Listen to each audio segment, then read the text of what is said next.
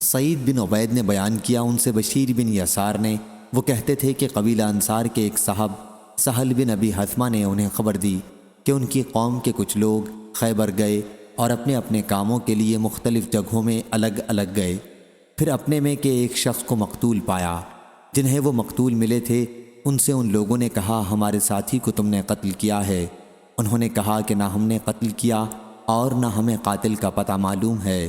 پھر یہ لوگ نبی کریم صلی اللہ علیہ وسلم کے پاس گئے اور کہا، یا رسول اللہ صلی اللہ علیہ وسلم، ہم خیبر گئے اور پھر ہم نے وہاں اپنے ایک ساتھی کو مقتول پایا۔ حضرت صلی اللہ علیہ وسلم نے فرمایا کہ تم میں جو بڑا ہے وہ بات کرے۔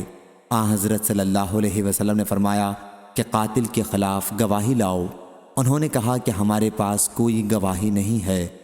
حضرت صلی اللہ علیہ وسلم نے فرمایا کہ پھر یہ یہودی قسم کھائیں گے اور ان کی قسم پر فیصلہ ہوگا۔ انہوں نے کہا کہ یہودیوں کی قسموں کا کوئی اعتبار نہیں۔ حضرت صلی اللہ علیہ وسلم نے اسے پسند نہیں فرمایا کہ مقتول کا خون رائیگاں جائے، چنانچہ آپ نے صدقے کے اونٹوں میں سے 100 اونٹ خود ہی دیت میں دیے۔ صحیح بخاری حدیث نمبر 6898۔